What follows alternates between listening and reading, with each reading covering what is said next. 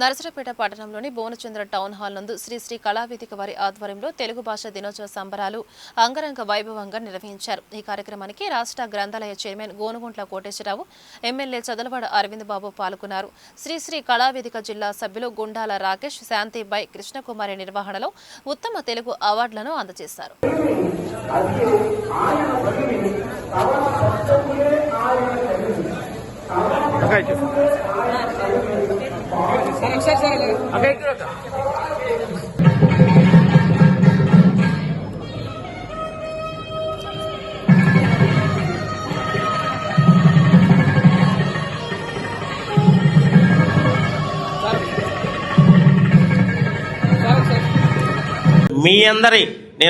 మీ అందరి సమక్షంలో అవకాశం కల్పించినందుకు మీ అందరికి మనస్ఫూర్తిగా అభినందన తెలియజేస్తూ, అదేవిధంగా ఈనాటి కార్యక్రమం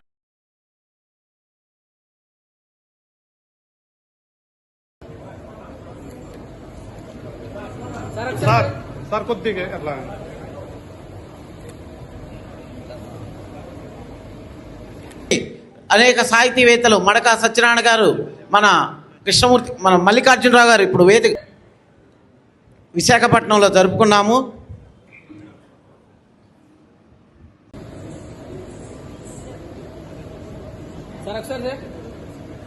శ్రీ శ్రీ కళావేదిక తెలుగు భాషా దినోత్సవాన్ని 160వ జయంతి గిడుగు శ్రీరామూర్తి గారి పేరు మీద మనం 29వ తేదీన జరుపుకోవడం జరిగింది. ప్రపంచవ్యాప్తంగా తెలుగు భాషా దినోత్సవాన్ని జరుపుకున్నాము. అదే వేదిక మీద ఇవాళ శ్రీ శ్రీ కళావేదిక మీద తెలుగు భాష యొక్క గొప్పతనం, తెలుగు భాష యొక్క తీయదనాన్ని తెలియజేస్తూ మరి కవులు, గాయకులు, మేధావులు, రచయితలందరూ కూడా ఇవాళ ఈ కార్యక్రమాన్ని ఎంతో ఘనంగా నిర్వహించారు. తెలుగు భాష అంటేనే మనకు గుర్తుకొచ్చేది శ్రీకృష్ణదేవరాయలు గారు.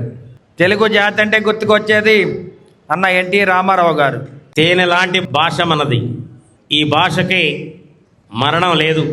ఎవరు ఏమనుకున్నా కూడా తెలుగు భాష తీయదనాన్ని ఎన్టీ రామారావు గారు, సి నారాయణ రెడ్డి గారు, ఇంకా అనేక మంది కవులు ఈ భాష యొక్క ప్రాధాన్యతని చూశారు కదా.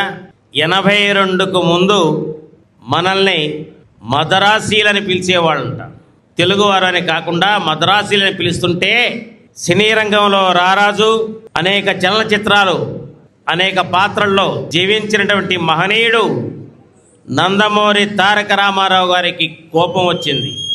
పౌరుషంతో మద్రాసీలేంది, నేను తెలుగువాడిని, నాది తెలుగు భాష అని చెప్పేసి ప్రపంచానికి చాటి చెప్పినటువంటి మహనీయుడు నందమూరి తారక రామారావు గారు అని చెప్పి తెలియజేస్తూ